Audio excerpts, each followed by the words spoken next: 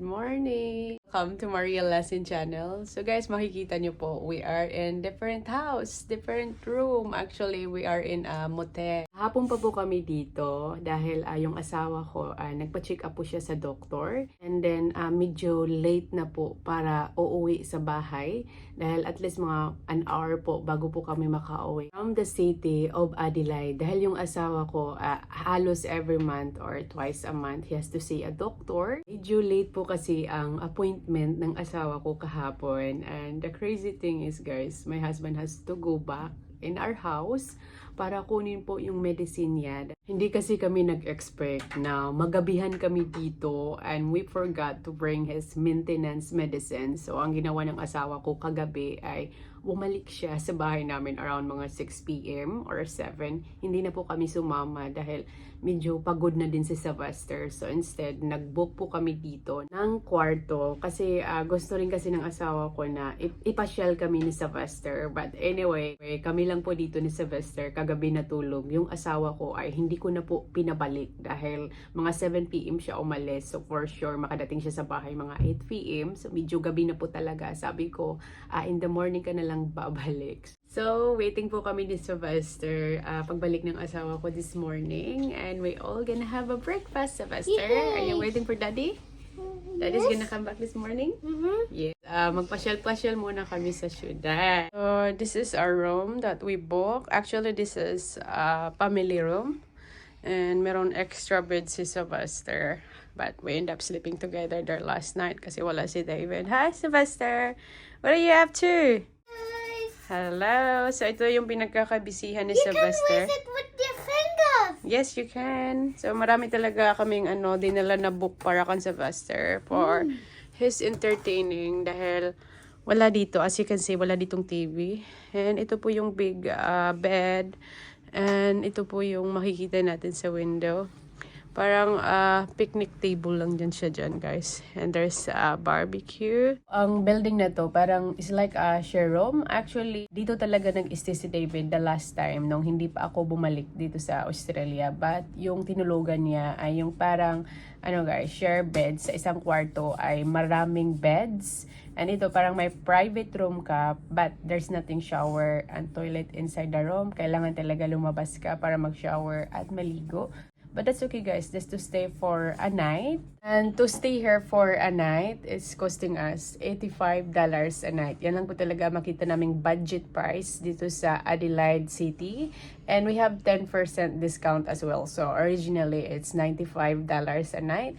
But that's okay, just to stay for a night. And may importante din kasi kaming lakad dito. That's why nag-stay na lang kami dito last night. Since babalik naman kami dito again today to Adelaide. So at least nandito na kami sa Adelaide City. You need to wee? Yes, please, Mommy. Okay, we're going out. We're going to the toilet, okay? Oh, what's happened to your hair? I want my hair like a ninja. Oh my God, you want your hair like a ninja? Like a ninja. I need a way. Yeah, let's go. Run! Run!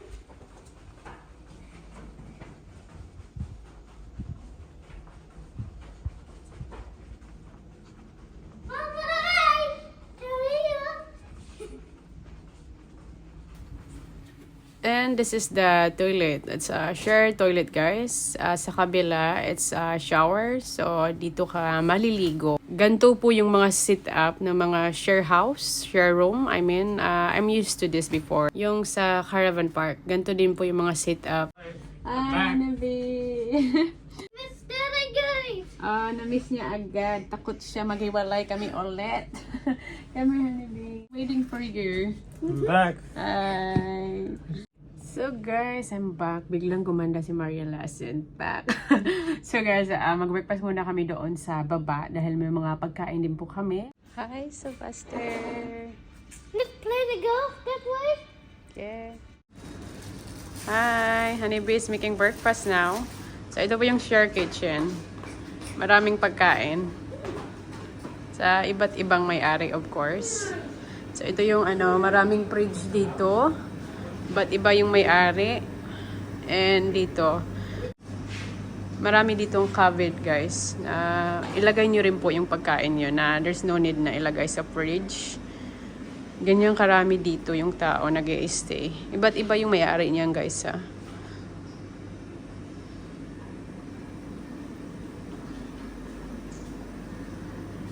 Yan, may mga iba't ibang level yan. Iba't iba yung pangalan. Meron pa dito sa kabila. Tapos dito, ano talaga, ikaw mismo ang maghuhugas ng mga plato mo. They provide, I think, frying pan, plato, microwave, at saka stove. Ayan, pwede kayo dito magluto. Pero kailangan mo talagang hugasan. Malaki yung ano nila dito, lamisa, kung saan kayo pwede kakain. So, this is my breakfast. Para makatipid po kami, hindi kami kakain sa restaurant for breakfast. Ang mahal, guys, every time we eat up. Kaming tatlo, mahal po. Sarap. We're outside. Where are we going, honey? We're going to the Vietnamese restaurant. Vietnamese restaurant. So, maglakad-lakad lang kami dito sa syudad. We're going to cross the road here, I think. We're going to cross here? Yeah, usually there's a gap in the traffic here. Yeah. We are here at Chinatown, honey. Yeah, Chinatown in Adelaide. Yung maliit lang na Chinatown. I think the Chinatown in Melbourne is a lot bigger. Yeah, much bigger. Much bigger. This one is just a small one. Dami pong iba't ibang paninda.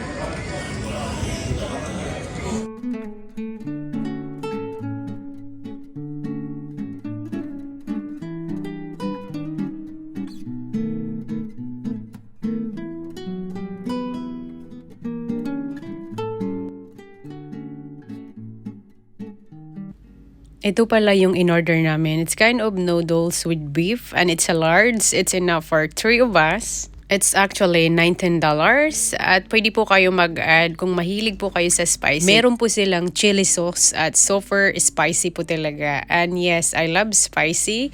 And they have raw garlic. Ang sarap po talaga ilagay ito dahil parang pampadagdag po talaga siya ng flavor at mix lang po natin. And it's time to eat. Tigman na po natin ang napakasarap na sabaw. Yes, I really love it. Masarap po talaga ang lasa niya at makulit na naman si Maria Lassen. Masaya na marunong nang gumamit ng chopsticks. Actually, every time we come here, china-challenge ako palagi ng chopsticks. Obviously, hindi talaga ako masyado marunong, guys. So, let's swap to the kutsara and tinidor. Mas feel na feel mo talaga ang paghigop ng sabaw. Ang sarap ng noodle soup po nila. At dahil nakabalik kami sa syudad in Adelaide City, favorite talaga namin puntahan ang market dahil ang dami po talagang prutas. Tingnan nyo naman, guys, maglalaway talaga kayo pag nandito kayo. Ang sarap kasi sa mata, tingnan talaga dahil gustong gusto ko talaga yung mga prutas. At medyo na-shock lang ako, guys, sa sobrang mahal ng minggo na ito. $25 ang kilo.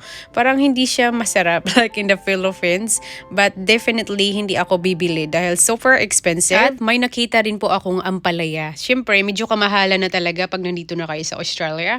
So, $4.96 and $5.25. I noticed, medyo kamahalan dito sa Central Market ang mga bilihin or maybe tumaas na talaga ang mga presyo ever since pumunta kami sa Pilipinas. Berries. Dami pa ditong berries. $2.42. Malalaki din kasi yung blackberries. We have a dragon fruit. How much? That's the price.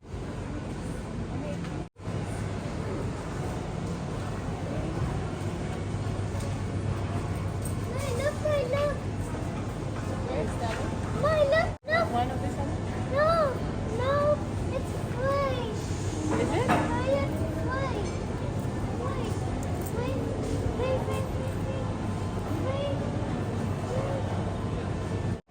Maya. It's in orange. Mommy. That's it. We're sitting out here, guys. We're having chia pudding. What do you got, Sylvester? Wow, you're eating blackberries. That's very, very healthy. Napakasarap po yan.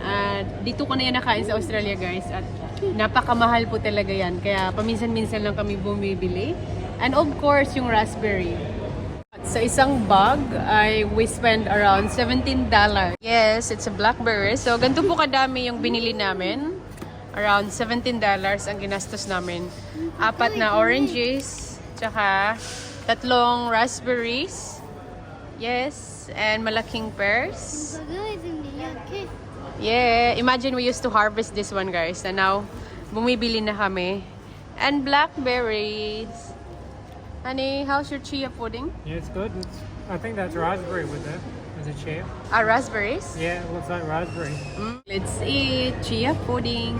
Sebastian, do you want to try? Open your mouth. Do you like it? Ayaw niya. Ibang flavor ata to kasi the last time, iba yung flavor na binili namin. Pero yung tindahan kasi na binilhan namin dati is sirado. Oh, thank you, Sylvester. You're very sweet.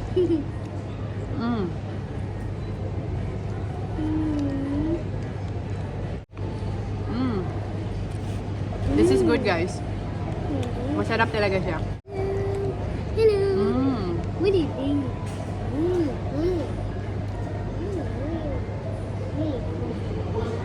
Somebody very happy have a blackberries. Hoy, muntik. Malapit na nang maubos.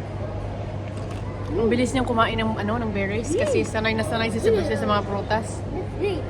And how about you, honeybee? You nearly done? Yeah, I'm nearly done. Everybody's nearly done. Ako na lang yung hindi pa kasi I keep talking. Sir, which one you like it? This The one. fresh fruit or the fresh fish in the bungsod? First fruit. The fresh fruit? Of course. Makes sense, isn't it? Oh, look at the color of your tongue. Turn purple. Now, let's try the raspberry kung matamis po siya. Sarap to. Do you wanna try the raspberry? Go have a try. Try. Do you like that one or the blackberries? I don't like it. It looks sour. It is a bit sour. Some raspberry, it's a bit sour. Some is very sweet. So, depende lang po kung saan nyo bibilhin. Hindi mo na siya kailangan hugasan to, guys. But, I suppose it's up to you. Palagi kaming bumibili ng ito. Never po namin hinuhugasan. Kasi yung raspberry, pag hugasan mo siya, parang malalata siya. Naubos niya yung isang panit sa Vester. Buyag. Buyag, Jod, kaayon ng akong bata. Do you like it? Oh my God. Good on you.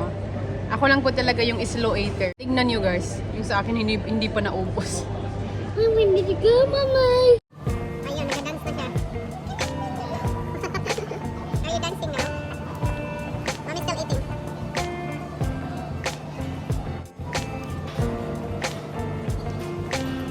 So guys, may nangyari po sa phone ng asawa ko. Kasi awang-awan ako sa phone ng asawa ko. Pinalitan ko po ng bagong tempered glass. So nangyari po, after po namin lumabas sa store, ay ito po yung nangyari. As in totally, natanggal na po talaga yung screen mismo ng phone. So yes, si David hindi siya masaya sa nangyari. Ay, ang lamig ng mukha ko. How are you, Sebastian? Good. Your face turning red na. It's so cold. It's windy. Honeybee, are you cold? Yeah, a bit.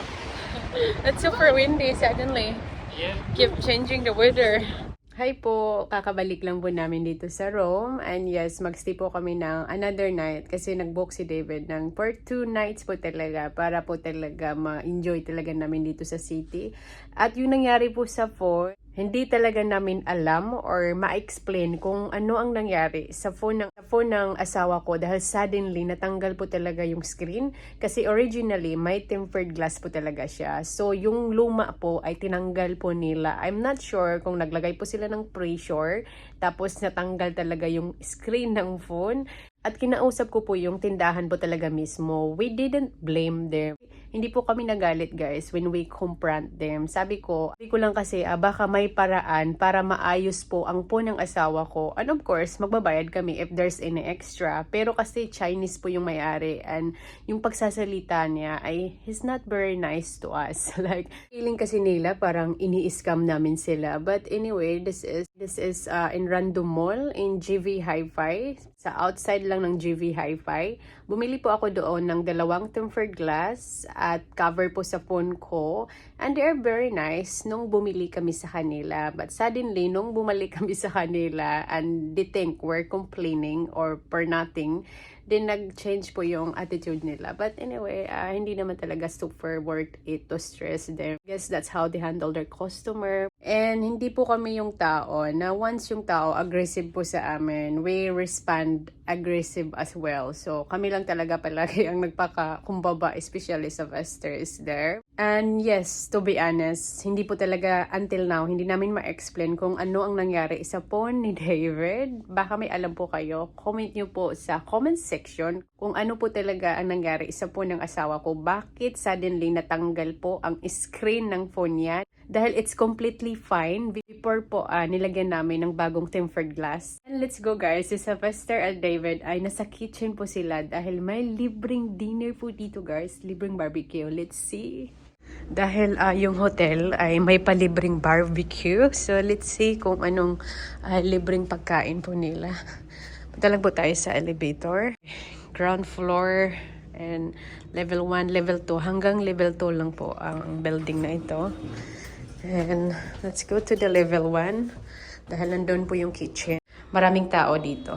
So, ito na nga guys, yung libreng pagkain nila every Wednesday. Para sa lahat po to na nag-i-stay dito sa accommodation nila. Meron po silang potato salad at iba pa. Merong salad din, tsaka pumpkin, barbecue na sausage. So, ito po lahat. Libre po yan. Kukuha lang po kayo. So, this is only once a week, every Wednesday. Which is good na po dahil may libreng dinner na po kami. Hindi na po namin kailangan lalabas. And that's all for today's video guys. Thanks for watching. Bye!